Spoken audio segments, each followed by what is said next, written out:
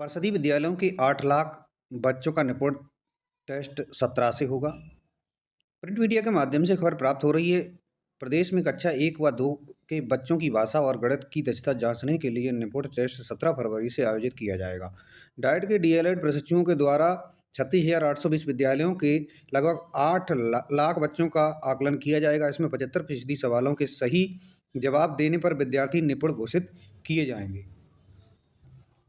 Basic शिक्षा विभाग की ओर से डीएलएड प्रशिक्षुओं के माध्यम से आकलन कराने के लिए विस्तृत दिशा निर्देश जारी कर दिए गए हैं। इसमें कहा गया है कि 17 फरवरी को सभी प्रधानाध्यापक व शिक्षकों को विद्यालय में बच्चों की उपस्थिति 100% कराई जाएगी। 2 डीएलएड प्रशिक्षु संयुक्त रूप से 2-2 विद्यालयों का भ्रमण ऑनलाइन टेस्ट करेंगे। महानिदेशक स्कूल शिक्षा कंचन वर्मा ने कहा है कि निपुण लक्ष्य ऐप पर यह सूचनाएं अपलोड की जाएंगी। इसमें बच्चों की फोटो के साथ जानकारी देनी होगी। वही टेस्ट का विद्या समीक्षा केंद्र से वीडियो कॉल कर रैंडम चेकिंग भी की जा सकती है। आप देखिएगा, परिषदीय विद्यालय में 8 लाख से ज़्यादा बच्चों का असेसमेंट 17 से होगा। आपको मैंने पूर्व की सूचना में मैंने दिया था। आपको फिर आज इस तरह की सूचना के साथ जोड़ रहे हैं और आगे देखते हैं सूचना। आधार कार्ड के चक्रव्यूह में बच्चों की अपार आईडी फंस गई है। आधार कार्ड के चक्रव्यूह में बच्चों की अपार आईडी फंस गई है। इसकी वजह से सुबह से ही आधार कार्ड केंद्रों पर अभिभावकों की भीड़ उमड़ रही है, क्योंकि आधार कार्ड में त्रुटि के कारण आईडी नहीं बन सकेगी। अभिभावकों के मुताबिक स्कूल प्रबंधन का कहना है कि इसके नहीं बनने से बच्चे पेपर और अगली कक्षा में दाखिले के लिए वंचित रह जाएंगे। अपार आईडी के लिए सबसे पहले आधार की जरूरत पड़ रही है। आधार बनवाने के लिए जन्म प्रमाण पत्र ऑनलाइन होने होने के लिए सिविल लाइंस स्थित प्रधान डाकघर और अन्य आधार केंद्रों पर जाकर के अभिभावक बच्चों के आधार कार्ड बना रहे हैं। अपार आईडी में दिक्कतें हो रही हैं। गलत का पता व आधार नहीं होना, रिकॉर्ड के आधार पर कार्ड, जन्म तिथि व नाम अलग होना, जन्म प्रमाण पत्र व आधार कार्ड नहीं बनना, ये तमाम प्रकार की अपार आईडी में समस्याएं आ रही हैं। शिक्षक अपने बच्चों का अपार आईडी बनाने में बराबर लगे हुए हैं, लेकिन कहीं ना कहीं ये आधार कार्ड इसके बीच में अड़ंगा डाल रहा है, जिसमें कहीं ना कहीं कोई ना कोई अपडेट गलत है। इसलिए अभिभावकों की भीड़ आधार कार्ड केंद्रों पर देखी जा सकती है। बृहस्पतिवार को मासपोईगंज चौराहा स्थित प्राथमिक विद्यालय में पढ़ते बच्चे दिखाई दे रहे हैं। महाकुंभ मेले चलते कई दिनों से स्कूल बंद रहे। बृहस्पतिवार को खुले तो चहल पहल बढ़ गई। हालांकि पहले दिन परिषदीय विद्यालयों में काफ़ी कम रही। मनबोगंज स्थित प्राथमिक विद्यालयों में 9:30 बजे तक 22 बच्चे आए। और वहाँ कहने का मतलब ये है कि महाकुंभ के मौके पर शहर के आवागमन को देखते हुए 1 से 8 तक की कक्षाएं 12 फरवरी तक चलेंगी।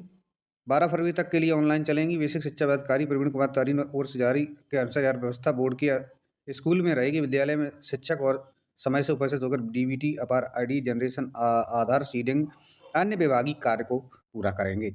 आप देख सकते हैं चहल पर बड़ी बच्चे आए और छुट्टियां खत्म होने के बाद। अब बीएड अभ्यर्थियों के बारे में कुछ खबर है। जो बीएड कर रहे हैं उनके लिए प्रदेश के उच्च शिक्षा विभाग से लगातार तीसरी बार बीएड बैचलर ऑफ एजुकेशन की संयुक्त प्रवेश परीक्षा कराने की जिम्मेदारी बुंदेलखंड विश्वविद्यालय बीयू को सौंपी है। बीएड एंट्रेंस एग्जाम 2025 के नोटिफिकेशन जारी कर दिया गया। इसी वेबसाइट पर 15 फरवरी से ऑनलाइन फॉर्म भरना शुरू हो जाएगा, जो 15 मार्च तक भरे जाएंगे। तय किया गया है कि जून में काउंसलिंग करवा दी जाएगी ताकि विद्यार्थियों की पढ़ाई समय से शुरू हो सके। बीयू के कुलपति मुकेश कुमार पांडे द्वारा ये जानकारी शासन को तीसरी बार बीएड की संयुक्त प्रवेश परीक्षा की जिम्मेदारी सौंपी है। ऐसा करने वाले प्रदेश में पहला विश्वविद्यालय बन गया है। साथ ही उन्होंने शासन की जिम्मेदारी मिलते ही कोर कमेटियों का गठन कर दिया है। हर कोर कमेटी की जिम्मेदारियां तय कर दी गई हैं। आप देख सकते हैं कि बीएड वाले शासन का आदेश आते ही कुलपति ने कोर कमेटियों का गठन कर दिया है। ये 15 से भरें बीएड प्रवेश परीक्षा का फॉर्म। राजकीय अक्षम सक्षम विद्यालय भोजन में जाकर के डीएम ने सोल्टर होम, अजल वृद्धाश्रम, वन स्टॉप सेंटर, शिशु गृह, बाल गृह, राजकीय अक्षम विद्यालय का किया निरीक्षण। और उन्होंने जो है जिलाधिकारी शिव साय अवस्थी ने 1.25 साल पहले बढ़नी में पढ़ने राजकीय अक्षम विद्यालय की हालत को बच्चों के लिए बन रहे भोजन की दशा देख कर भड़क गए। बच्चों को खान पान में सुधार लाने के लिए भवन निर्माण कराने वाली कार्यदायी संस्था से भी उन्होंने दिशा निर्देश दिया और बृहस्पतिवार को निरीक्षण पर निकले डीएम ने दिव्यांग बच्चों के लिए दिशा निर्देश किया, विद्यालय में साफ सफाई बेहतर करें। इस तरह से उन्होंने वृद्धाश्रम का निरीक्षण करते ही ये देखिए कि अब जबरदस्ती कलेक्टर साहब वहाँ वृद्धाश्रम में जा कर के दिशा निर्देश दिए और वहाँ की जो है विविध गतिविधियों की उन्होंने जांच की। सीडीपीओ का वेतन रोका, डीपीओ, बीएसए व डीपीआरओ को नोटिस जारी कर दिया है। पोषाहार उत्पादन इकाई व स्कूल का सीडीओ ने किया निरीक्षण। देखिएगा अमेठी से ये खबर आई है कि क्षेत्र स्थित पोषाहार उत्पादन इकाई आंगनबाड़ी केंद्र सीडीपीओ कार्यालय पर उच्च प्राथमिक विद्यालय संघ हर खोमऊ गांव की बृहस्पतिवार को सीडीओ ने औचक निरीक्षण किया। निरीक्षण के खामियां मिलने से नाराज सीडीओ ने सीडीपीओ के एक दिन का वेतन रोक लगाते हुए डीपीओ, बीएसए और डीपीआरओ को नोटिस जारी कर जवाब मांगा है। सीडीओ सूरज पटेल बृहस्पतिवार को अचानक बाजार शुक्ल ब्लॉक स्थित बाल विकास एवं पुष्टाहार कार्यालय पहुंच गए। कार्यालय परिसर में बने आंगनबाड़ी केंद्र व निरीक्षण का किया और उन्होंने इस दौरान आंगनबाड़ी केंद्र के पर मुख्यालय से भेजे गए बच्चों के खेलने व खिलौने मौजूद थे। जानकारी हुई आंगनबाड़ी केंद्रों पर जाकर के उन्होंने निरीक्षण किया। आप देख सकते हैं ऋण आवेदन लंबित मिले तो कोई कार्रवाई होगी। अमेठी शासन की ओर से संचालित विभिन्न स्वरोजगार योजनाओं को कलेक्ट्रेट सभागार बृहस्पतिवार को वितरित कर समीक्षा करते हुए डीएम। साथियों आप जानते हैं थोड़ा मौसम का हाल क्या कुछ है। साथियों अगर वीडियो अच्छा लग रहा है तो आप कमेंट और लाइक कर लीजिएगा, और ये लायक तो आपसे बनता ही है क्योंकि आप सभी के लिए ये सूचना मैं बना रहा हूँ और आप सभी के सहयोग से मेरा भी मनोबल बढ़ता है। और आप अगर सब्सक्राइब चैनल नहीं किए हैं तो कृपया कर चैनल को सब्सक्राइब करना ना भूलिएगा। पछुआ हवाओं ने बढ़ाई गलन, लुढ़का रात का तापमान। आप देख सकते हैं कि 2 दिन से इतनी ठंडी हवाएं सुबह सुबह चलती हैं। हालांकि 10-11 बजे धूप निकलती है, फिर ठंड छूट जाती है, लेकिन सुबह सुबह पछुआ हवा और ग्रामीण इलाकों में नदियों के किनारे बसे क्षेत्रों में बहुत तेज पाला पड़ा हुआ। मैंने खुद अपनी आंखों से पाला पड़ा हुआ देखा क्योंकि मैं चंबल क्षेत्र से आता हूँ। वहाँ बहुत पाला यानी कि तुषार पड़ा हुआ था। सुबह इतनी सर्दी थी कि लोगों के हड्डियाँ कपकपाने वाली ठंड थी। पछुआ हवाओं ने चल रही गलन बढ़ा गई। सुबह से ठिठुरन से का एहसास हुआ। दिन का तापमान स्थिर रहा तो रात में तापमान का पारा लुढ़क गया। मौसम ने आगामी दिनों में हल्की बूंदेबांदी होने की आसार जताए हैं। जिले में कोहरे का भी असर देखने को मिल सकता है। कुछ दिनों से पूर्वा हवाओं से गर्माहट पैदा कर दी थी। तापमान में वृद्धि दर्ज की जा रही थी। बृहस्पतिवार को दिन भर तेज गति से हवाएं चली। सुबह गलन भरी ठंड रही। बुधवार को सापेक्ष बृहस्पतिवार को न्यूनतम तापमान 2.5 डिग्री की कमी दर्ज की गई। रात को तापमान 9.5 डिग्री सेल्सियस दर्ज किया गया। वहीं अधिकतम तापमान 27 डिग्री सेल्सियस रहा। साथियों अब बिल्कुल सही बात है कि 2 दिन से लगातार पारा लुढ़कता जा रहा है और सुबह सुबह और रात्रि में बहुत सर्दी महसूस हो रही है। अब ये थोड़ा मेडिकल विभाग की खबरों को देखते हैं। 23 और मेडिकल कॉलेजों में शुरू होगी बीएससी नर्सिंग की पढ़ाई। हर कॉलेज में 40 से 60 सीटों का होगा दाखिला।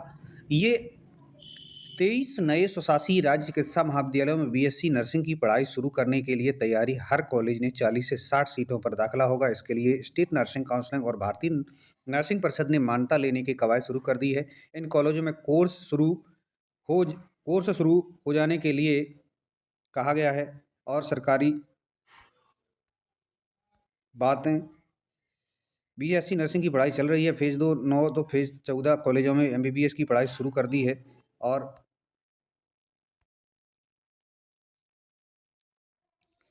अपार आईडी के लिए अधिकारी लगातार शिक्षकों के वेतन रोकने की धमकी दे रहे हैं। लिखित में भी उन्होंने आदेश दिया है। विशेष शिक्षा अधिकारी और जिला विद्यालय निरीक्षक दोनों ही किसी को शिक्षकों के महीने भर का वेतन रोकने का अधिकार नहीं है। फिर भी इन दोनों संवर्ग के अधिकारियों को अलग अलग जिलों में अपार आईडी न बनने के कार्यों में शिथिलता का आरोप लगा शिक्षकों को दिसंबर का वेतन रोक दिया। शिक्षक अधिकारियों का एकदम का शिक्षक जगत में न सिर्फ विरोध हो रहा है बल्कि आलोचनाएं भी खूब हो रही हैं। स्कूलों में आप देख सकते हैं कि न ऐसी कार्रवाई जरूरत है और न ही नियम व्यवस्था है। परिषदीय विद्यालयों में 88% से अधिक अपार आईडी बन गए हैं।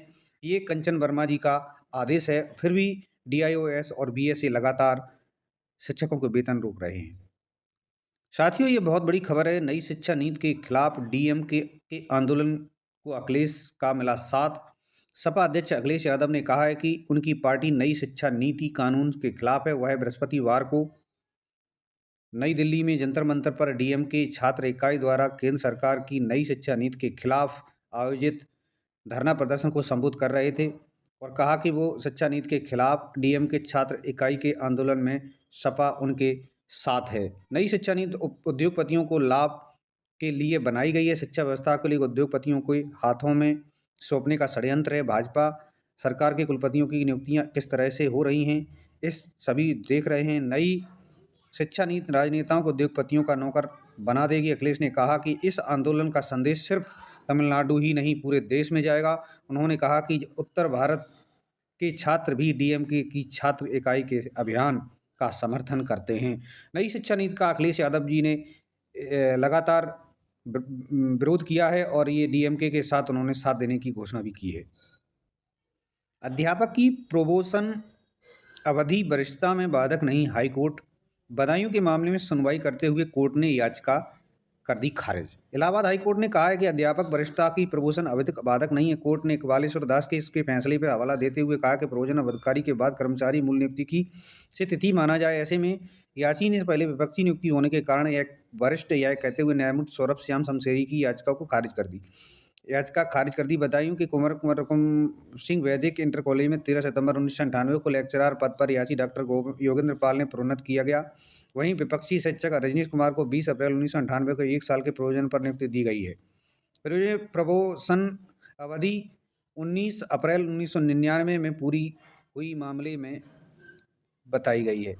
याची दावा किया है कि वह शिक्षक विपक्षी शिक्षक से वरिष्ठ हैं और वरिष्ठता के आधार पर कार्यवाहक प्रधानाध्यापक न बनाए जाने पर उन्होंने हाईकोर्ट में याचिका दाखिल की थी। वहीं विपक्षी कार्यवाहक प्रधानक रजनीश कुमार अधिवक्ता ने दलील दी कि प्रबोधन अवधि में बाधक नहीं है। 1 साल का प्रबोधन अवधि पूरी होने के बाद मूल नियुक्ति तिथि से ही कर्मचारी नियुक्ति मानी जाती है। इस पर सहमत होते हुए कोर्ट ने याचिका को खारिज कर दिया है। ये देखिएगा, सीनियरिटी का मामला लगातार दिखाई देता है और उलझा हुआ दिखाई देता है।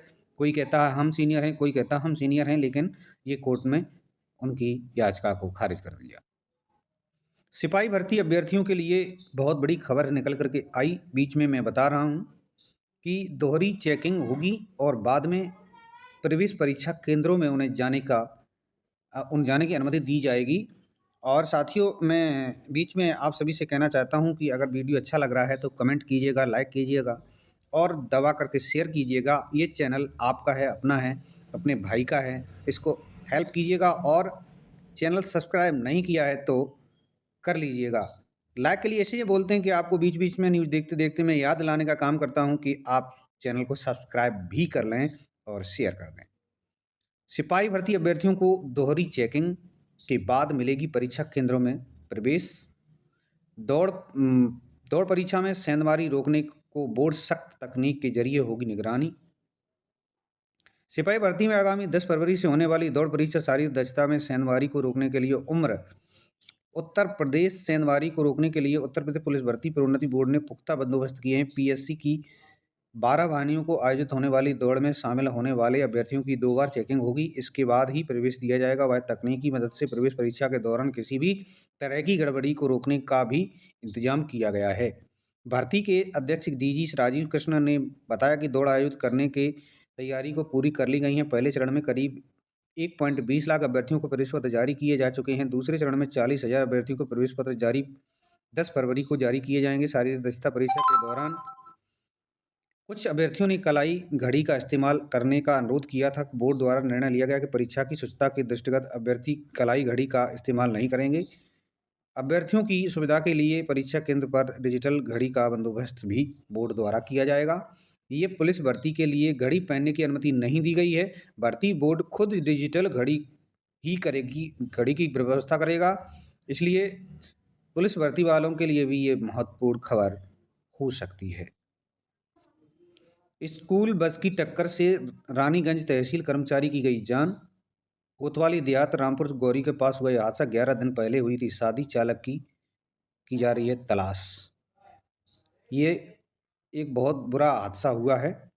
देखिएगा, कुछ दिन पहले ही 26 जनवरी को शादी हुई थी और इनकी देखो मौत भी हो गई है। इसलिए सभी से अनुरोध है कि यातायात के नियमों को पालन करें और खुद सुरक्षित रहें और दूसरे की भी जान को बचाएं। यूपी बोर्ड परीक्षा गोंडा समेत 17 जिले अति संवेदनशील होगी विशेष निगरानी। यूपी बोर्ड की हाईस्कूल व इंटर की परीक्षाओं के मद्देनजर प्रयागराज गोंडा समेत 17 जिलों को अति संवेदनशील घोषित किया गया है। परीक्षा के दौरान इन जिलों के केंद्रों की विशेष निगरानी होगी। मुख्य सचिव की ओर से प्रमुख सचिव गृह गोपन को पत्र जारी कर अति संवेदनशील जिलों को विशेष निगरानी एवं सतर्कता बरतने को कहा गया है। बीते वर्षों में यूपी बोर्ड की परीक्षाएं के दौरान सामूहिक नकल, अनियमितता, प्रश्न पत्र वायरल होने के आधार पर 17 जिलों को अति संवेदनशील चिन्हित किया गया है। आप देख सकते हैं कि ये जिले हैं जिनमें मथुरा, प्रयागराज, आगरा, मथुरा, बागपत, अलीगढ़, मैनपुरी, एटा, हरदोई, आजमगढ़, बलिया, मऊ, कौशाम्बी, चंदौली, जौनपुर, गाजीपुर, देवरिया, गोंडा और ये जिले शामिल किए गए। मुख्य सचिव ने प्रमुख सचिव गृह को जारी किया है पत्र और ये विशेष अति संवेदनशील यूपी के 17 जिले दिए गए हैं। ये बहुत बड़ी खबर है और जो भी शिक्षक इन जिलों में ड्यूटी करेंगे परीक्षा बोर्ड में, वो अति सावधान रहें, कहीं कोई गलती न बने, नौकरी पर आँच ना आए। कर्मचारियों को 15 फरवरी तक देना होगा संपत्ति का विवरण। मुख्य सचिव मनोज कुमार सिंह ने राज्य कर्मचारियों को संपत्ति का विवरण देने की समयावधि को बढ़ा दी। इससे 31 जनवरी से बढ़ाकर 15 फरवरी कर दिया गया। इसके बाद विवरण न देने वाले कर्मचारियों के खिलाफ अनुशासनात्मक कार्रवाई की जाएगी। बृहस्पतिवार को मुख्य सचिव ने दिशा निर्देश देते हुए कहा है कि राज्य सरकार के अधिकारियों और कर्मचारियों को 31 जनवरी तक मानव संपदा पोर्टल पर अनिवार्य रूप से संपत्ति का विवरण देने का निर्देश किए गए थे, लेकिन इस तारीख तक 8,31,844 अधिकारियों ने कर्मचारियों ने संपत्ति का विवरण दिया है। 71% ने ही संपत्ति का विवरण दिया है। संपत्ति का विवरण देने के लिए तारीख को 31 जनवरी तक बढ़ाकर 15 फरवरी कर दिया गया है। साथियों देखिएगा, कर्मचारियों को 15 फरवरी तक और समय मिला और वो ऑनलाइन अपना संपत्ति का विवरण अपने मानव संपदा पोर्टल पर दर्ज करा सकते हैं। झूठी शिकायतों पर शिक्षकों का वेतन रोकने का आदेश निरस्त कर दिया। आगरा के एल्गो बंगाली बालिका इंटर कॉलेज में है शिक्षक शिकायतकर्ता के खिलाफ कानूनी कार्रवाई का निर्देश। इलाहाबाद हाईकोर्ट ने झूठी शिकायत पर 3 शिक्षकों के वेतन रोकने का आदेश को रद्द कर दिया। साथ ही झूठी शिकायत करने वाले व्यक्ति के खिलाफ कानूनी कार्रवाई करने का निर्देश दिया है। कोर्ट ने यह निर्देश दिया है कि नोटिस जारी कर जवाब मांगा जाए, क्योंकि उन पर 1 लाख रुपए का जुर्माना भी लगाया जाए। ये देखिए, शिक्षक की शिकायतें लोग फर्जी कर देते हैं और फिर लोग इलाहाबाद हाईकोर्ट में जाते हैं, वहाँ से यह निर्णय लेकर आते हैं। शिक्षकों के लिए यह विशेष खबर है। साथियों, अगर चैनल सब्सक्राइब नहीं किया है तो कर लीजिएगा। लाइक करने के लिए अब हम नहीं कहेंगे, क्योंकि मैं बार बार बोल चुका हूँ और ये भी कह रहा हूँ कि आप इस सूचना को देख लें, पूरा वीडियो देखा करें और वीडियो देखने के बाद शेयर कर दिया करें। 2 मिनट इस चैनल को भी आप समय दीजिएगा, जिससे अन्य सभी हमारे प्रदेश के सभी तबके के युवा, वृद्धजन, उनके विशेष खबर यह पहुंच सके और वो जहां प्रिंट मीडिया की खबर नहीं पहुंचती है, मैं अपने यूट्यूब चैनल के माध्यम से उन तक पहुंचाने की पूरी कोशिश करता हूं। इसी के साथ आप खेल जगत की थोड़ी खबरें देखते हैं। विजयी आगाज, गिल, श्रेयस और अक्षर के 68 गेंद शेष रहते जीता भारत। पहले वनडे में इंग्लैंड पर 4 विकेट से जीत, जडेजा, राणा की शानदार गेंदबाजी। ये आप देख सकते हैं, भारत ने पहला वनडे मैच जीत लिया है और ये आंकड़े प्रस्तुत किए गए हैं। आप वीडियो को रोक करके सूचना जूम करके देख सकते हैं। सारे आंकड़े इस पर स्कोर बोर्ड। इंग्लैंड 248 रन और 47.4 ओवर, भारत ने 6 विकेट पर 251 रन 38.4 ओवर में बनाए थे। इस तरह से भारत ने पहला वनडे मैच जीत लिया है। इसी के साथ साथियों, पूरा वीडियो देखने के लिए धन्यवाद और आपसे निवेदन कि आप इसे शेयर कर दीजिएगा। अगर सब्सक्राइब नहीं किया तो कर लेना। ऐसी सूचना के साथ फिर आपके बीच आएंगे। तब तक के लिए नमस्कार, जय हिंद, वंदे मातरम। आपका दिन शुभ हो, मंगलमय हो, आप स्वस्थ रहें और मस्त रहें। जय श्री राधे।